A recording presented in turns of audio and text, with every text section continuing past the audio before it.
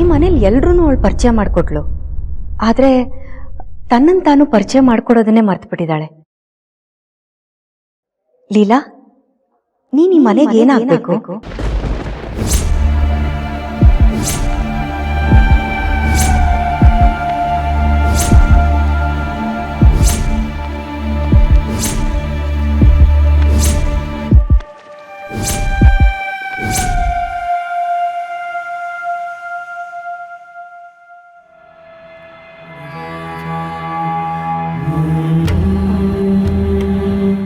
I mean, ಈ ಮನೆಗೆ ನೀನು ಯಾರು?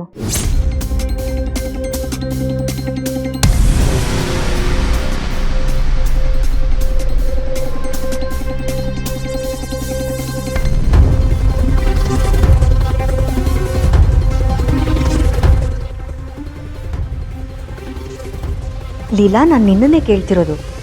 ಯಾರು ನೀನು?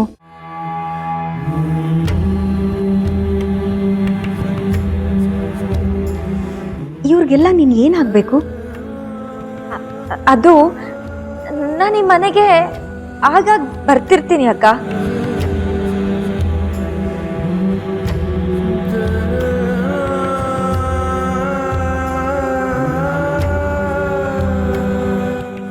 ಈ ಮನೆ ನನಗೆ ತುಂಬಾನೇ ಕೊಟ್ಟಿದೆ. ಈ ಮನೆ ನನಗೆ ಬದುಕು ಕೊಟ್ಟಿದೆ, ಬದುಕೋದನ್ನ ಕಲಿಸ್ಕೊಟ್ಟಿದೆ.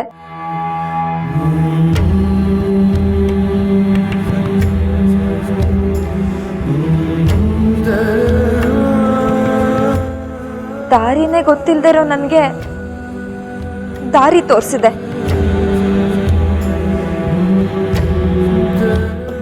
ಬದುಕೋದನ್ನ ಕಲಿಸ್ಕೊಟ್ಟಿದ್ದ ಗುರುನೇ ಏಜೆ.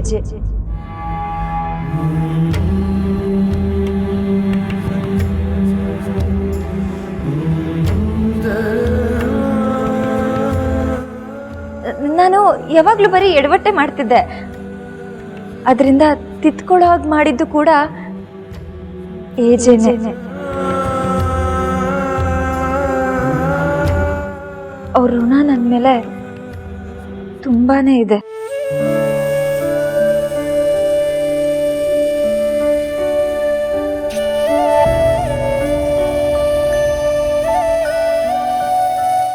ಅದಕ್ಕೆ ನಾನು ಈ ಮನೆಗೆ ಆಗಾಗ ಬರ್ತಿರ್ತೀನಿ. ನಾನಷ್ಟೇ ಅಲ್ಲ, ಅಪ್ಪ, ಅಮ್ಮ, ಚುಕ್ಕಿ ಎಲ್ಲರೂ ಬರ್ತಿರ್ತಾರೆ.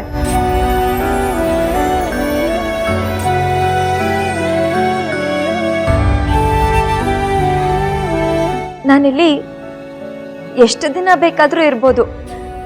ಯಾಕೆ ಹೇಳಿ, ಇದು ನನ್ನ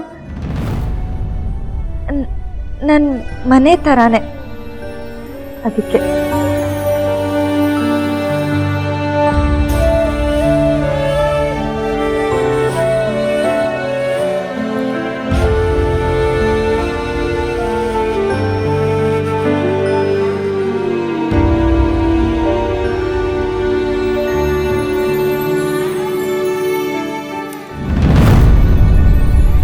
ಇಷ್ಟೆಲ್ಲ ಇದೆ ಅಂತ ನನಗೆ ಗೊತ್ತೇ ಇರಲಿಲ್ಲ ಲೀಲಾ. ಇಷ್ಟು ಒಳ್ಳೆ ಮನಸ್ಸಿರೋ ನಿನಗೆ ಖಂಡಿತ ಒಳ್ಳೇದಾಗುತ್ತೆ.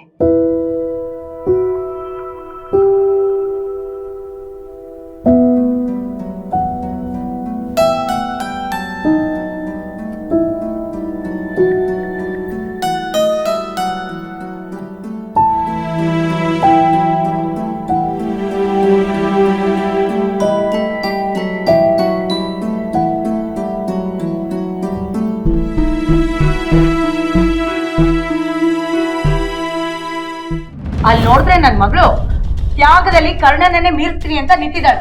ನೀವ್ ನೋಡಿದ್ರೆ ಅಳಿಯಂದ್ರ ಮನೆಗೆ ಟ್ರಿಪ್ಪಿಗೆ ಬಂದವಳ ತರ ಆರಾಮಾಗಿದ್ದೀರಲ್ಲ. ಅಮ್ಮ, ಮೆತ್ತಗ್ ಮಾತಾಡು ಪ್ಲೀಸ್. ಏನೇ ಮೆತ್ತಿಗೆ ಮಾತಾಡ್ಲಿ? ನಾವ್ ಮೆತ್ತಿಗಿದ್ರೆ ಈ ಮನೆ ಜನ ನಮ್ಮನ್ನ ಹಾಕೊಂಡು ತುಳಿದು ಬಿಡ್ತಾರೆ ಅಷ್ಟೇ. ನನ್ನ ಮಕ್ಕಳ ಜೀವನ ಸೂತ್ರ ಇಲ್ಲದ ಗಾಳಿಪಟ ತರ ದಿಕ್ಕು ತಪ್ತಾ ಇದೆ. ಅವಳ ಜೀವನಕ್ಕೊಂದು ದಾರಿ ತೋರ್ಸೋಣ ಅಂತ ಒಂದ್ ಕ್ಷಣ ಆದ್ರೂ ಅನ್ಸಿದ್ಯಾ ನಿಮ್ಗೆ? ಕೌಸಲ್ಯ, ಅವತ್ತು ಬೀಗ್ರು ಹೇಳಿಲ್ಲೇನೆ, ಎಲ್ಲರೂ ಸೇರಿ ಒಂದು ನಿರ್ಧಾರ ತಗೊಳ್ಳೋಣ, ಅಲ್ಲಿವರೆಗೂ ಇಲ್ಲೇ ಇದೆ ಅಂತ. ಎಲ್ಲಿವರೆಗೂ ಹೇಳಿ. ಲೀಲನ್ ಜೀವನ ಬೀದಿಗೆ ಬರೋವರ್ಗ ಅಥವಾ ಊರ್ ಜನ ಎಲ್ಲ ಸೇರ್ಕೊಂಡು ಮಗಳ ಜೀವನ ನಾಶ ಆಗ್ತಾ ಇದ್ರು ಧರ್ಮರಾಯನ್ ತರ ನೋಡ್ಕೊಂಡು ಕೂತಿದ್ದೀರಲ್ಲ, ನೀವು ಒಬ್ಬ ಅಪ್ಪನ ಅಂತ ಉಗಿತಾರಲ್ಲ ಅಲ್ಲಿವರ್ಗ. ಅಮ್ಮ ನಿನ್ ಕೈ ಮುಗಿತೀನಿ, ಪ್ಲೀಸ್ ಜೋರಾಗಿ ಮಾತಾಡ್ಬೇಡ. ಇಲ್ಲೇ ಇದ್ರೆ ತುಂಬಾ ಕಷ್ಟ. ಅಪ್ಪ ಬಾ ಅಮ್ಮನ ಮನೆ ಕರ್ಕೊಂಡು ಹೋಗೋಣ. ಹತ್ರ ಬಂದ್ರೆ ಹೆಮ್ಮಾರಿ ಆಗ್ಬಿಡ್ತೀನಿ. ನನ್ ಮಗಳ ಜೀವನ ಸರಿ ಮಾಡಿದೆ ನಾನ್ ಇಲ್ಲಿಂದ ಹೊರಗಡೆ ಹೋಗೋದು. ಕೌಸಲ್ಯ, ನೀನ್ ಸುಮ್ಮನೆ ಇರೇ. ನಮ್ ಲೀಲಾ ಏನ್ ಮಾಡಿದ್ರು ಬೇರೆಯವ್ರಿಗೆ ಒಳ್ಳೇದಾಗ್ಲಿ ಅಂತಾನೆ ಮಾಡ್ತಾಳೆ. ಇವಾಗ ಅಂತರಂಗೆ ಆರೋಗ್ಯ ಸಮಸ್ಯೆ ಇದೆ ಅಂತ ಸುಮ್ಮನೆ ಇರ್ಬೋದು, ಅದನ್ನ ನೀನು ಬೇರೆ ತರ ಅರ್ಥ ಮಾಡ್ಕೋಬೇಡ್ವೆ. ಅದೇ ನಂಗೆ ಚಿಂತೆ ಆಗ್ತಾ ಇರೋದು. ಎಲ್ಲಿ ನನ್ ಮಗಳು ತನ್ನ ಜೀವನನ ದಾರೆ ಎರೆದು ಬರಿಗೈ ಮಾಡ್ಕೊಂಡಿರ್ತಾಳೋ ಅಂತ ಭಯ ಆಗ್ತಾ ಇದೆ ರೀ, ಭಯ ಆಗ್ತಾ ಇದೆ. ಇದನ್ನೆಲ್ಲ ಮನೆ ಗಂಡಸರು ಪ್ರಶ್ನೆ ಮಾಡ್ಬೇಕು, ನೀವ್ ಮಾಡ್ತಿಲ್ವಲ್ಲ. ಅದಕ್ಕೆ ನಾನೊಂದು ನಿರ್ಧಾರಕ್ಕೆ ಬಂದಿದ್ದೀನಿ. ಏನಮ್ಮ ಅದು? ನಾನೇ ಹೋಗಿ ಅಳಿಯಂದ್ರ ಹತ್ರ ಮಾತಾಡ್ತೀನಿ.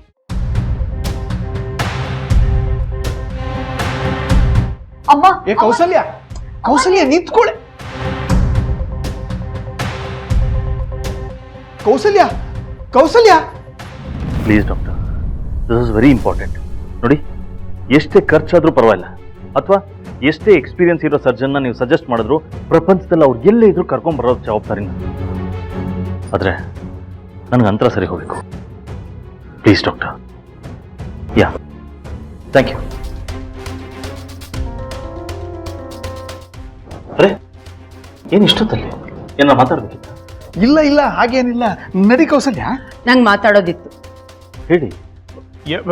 ಇಲ್ಲ ಸರ್, ಬರೀ ಕೆಲ್ಸಕ್ಕೆ ಬರದೇ ಇರೋ ಮಾತುಗಳು ಅಷ್ಟೇ, ಏನಿಲ್ಲ. ನೀವು ರೆಸ್ಟ್ ಮಾಡಿ ಸರ್. ಹಾ ಕೌಸಲ್ಯ, ನಡಿಯೇ. ಹಾ, ಸುಮ್ನಿರ್ರಿ. ನಿಮ್ ಜವಾಬ್ದಾರಿ ಇಲ್ಲ ಅಂದ್ರೆ ನಂಗೂ ಇಲ್ಲ ಅನ್ಕೊಂಡ್ರ? ಬಂದಿದ್ದೀನಿ, ಹೇಳ್ಬಿಟ್ಟೆ ಹೋಗ್ತೀನಿ. ಏನಾಯ್ತು ಹೇಳಿ. ನೀವೇನೋ ದೊಡ್ಡ ಮನುಷ್ಯರು, ಆರಾಮಾಗಿರ್ತೀರ. ಆದ್ರೆ ನಾವ್ ಹೆಣ್ಣು ಹೆತ್ತೋರು, ನಾವೇನ್ ಮಾಡ್ಬೇಕು ಹೇಳಿ? ನೀವು ಯಾವ್ದ್ರ ಬಗ್ಗೆ ಹೇಳ್ತಾ ಇದ್ದೀರಿ? ಕೇಳಿಸ್ಕೊಂಡ್ರ ರೀ? ನೀವ್ ಕೇಳಿಸ್ಕೊಂಡಿಲ್ಲನ ನಾನು ಇನ್ನೊಂದ್ಸಲ ಹೇಳ್ತೀನಿ, ಕೇಳಿಸ್ಕೊಳ್ಳಿ.